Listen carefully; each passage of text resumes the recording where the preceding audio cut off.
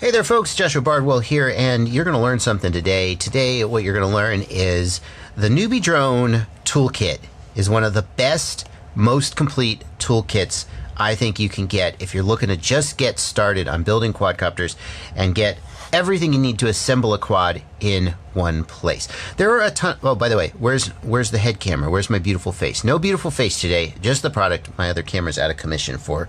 It's not important.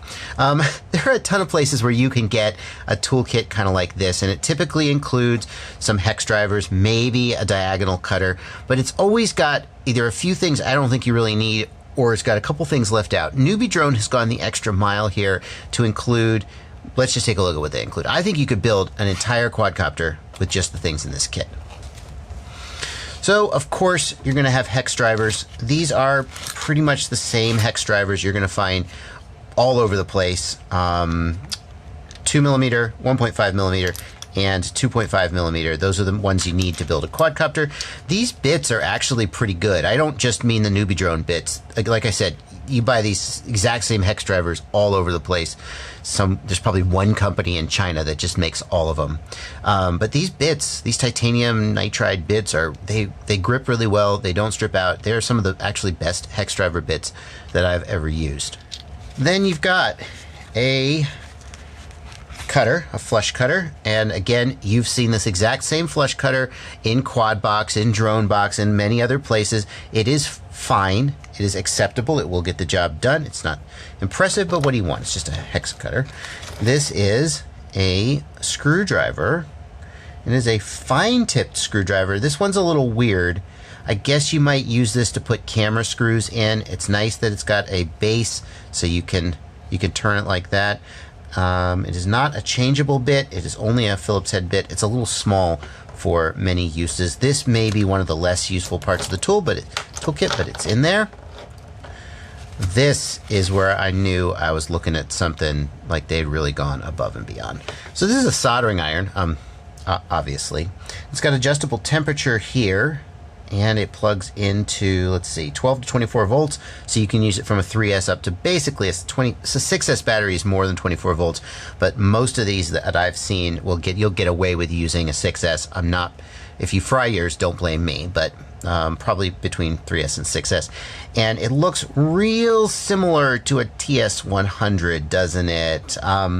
If we look at, this is a legit TS100 tip. If we look at the tip, we can see that this is not actually exactly a TS100 tip, but it seems like NewBeeDrone has sourced a very, very inexpensive soldering iron that nevertheless gets the job done. You can see here on the dial that it actually has temperature on it, not just like 1, 2, 3, 4, 5, 6, 7, 8, 9, which makes me wonder if it's actually temperature controlled instead of just turning the heat up and down. That would be a very, very good sign. Maybe I'll ask NewBeeDrone if it's temperature controlled and put a little note here on screen, or maybe I won't. On the other side of the pouch, we got this zippered area, very nice for like loose things that you can stuff in here. We got some solder. I carry some solder like this in my travel kit. These little spools are perfect for traveling with. It is 70-30 solder with rosin core or flux. That's fantastic. And it is leaded solder, which is what you want to be using. A flux pen, amazing. This is the key to being better at soldering, folks, is flux. You can be good at soldering without flux, but if you're bad at soldering, try flux. We got some of these tweezers. These are acceptable tweezers. Are they metal tip? I think they're metal tip. Yeah, okay, they're metal tip. So they are conductive. They're not the like ceramic tip or plastic tip ones you sometimes see. And they will like light your shit on fire if you touch something you shouldn't touch. But you can also use them to bridge pads and bridge bootloader buttons or something. Not my favorite way of holding a wire. I prefer either the self-closing kind, because then they just hold the wire. But even these, the wire just flops around and it's really hard to get enough tension on it. I really prefer like a hemostat for holding wires, because you can just totally grip it exactly how you want it. But on a budget, I'm not mad that they included these. A lot of people consider these their go-to. And XT60 power wire for the soldering iron, and even a little sponge and holder for the soldering iron. So So this toolkit is 50 bucks, and I think when you add up what you're getting, don't forget to include all the little consumables like the flux and the solder and so forth. I think you're going to find this is a pretty good deal. If I were to change or upgrade one thing about this, what would it be? Let's think. I think the screwdriver is the weakest part of it, and maybe I would prefer to have something a little more adaptable. Like this is a screwdriver from Klein Tools, and it has interchangeable bits. In fact, it has 4 interchangeable bits. It doesn't take up much more space than the screwdriver they've got in there, but it is a little more versatile. So perhaps I would do that. The sponge, the solder holder is fine for keeping your soldering iron from burning your table, but the sponge is basically useless. Now, if you're traveling and you're on the road, you can easily just get some tissue, some toilet paper from the bathroom, or a paper towel, wet it, and you can clean your soldering iron on that, and then just throw it out when you're done.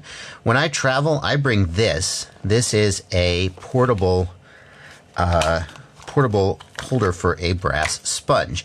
Now, I don't know if this is going to fit, this exact thing would fit in here. I don't think it would fit very well. But these brass sponges are available. You can just buy a bag of these brass sponges, and you could even cut it down to size. You could just get some snips, and you'd use these very snips. And then what you're going to want to do is you're going to want to put it in some kind of a container, because it's going to get full of little bits of solder that will then just get all over the place.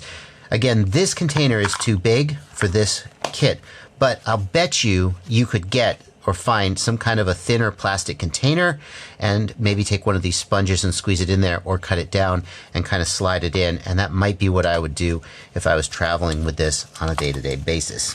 And then finally, as I said, the tweezers, I actually have some of these and I have used them and they do get the job done, but my personal choice would be something like these hemostats or those self-closing. They call them jeweler's tweezers, the self-closing tweezers. And they're, again, not going to take up that much more space. The other thing that is definitely missing from this toolkit is a prop wrench. How could you have a quadcopter toolkit without a prop wrench in it? This is an 8mm ratcheting box wrench, and it's my favorite way of putting props on and off. I would definitely throw one of these in if I was going to use this as my toolkit. If you don't like the ratcheting box wrench, some people prefer this style of driver. The advantage of this style of driver is that it works really good with like the Luminaire butter cutter or other props that have a really high profile relative to the hub. Sometimes this guy can't get in there.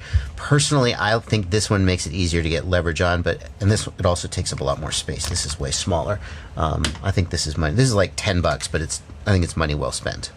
So that is the NewBeeDrone toolkit.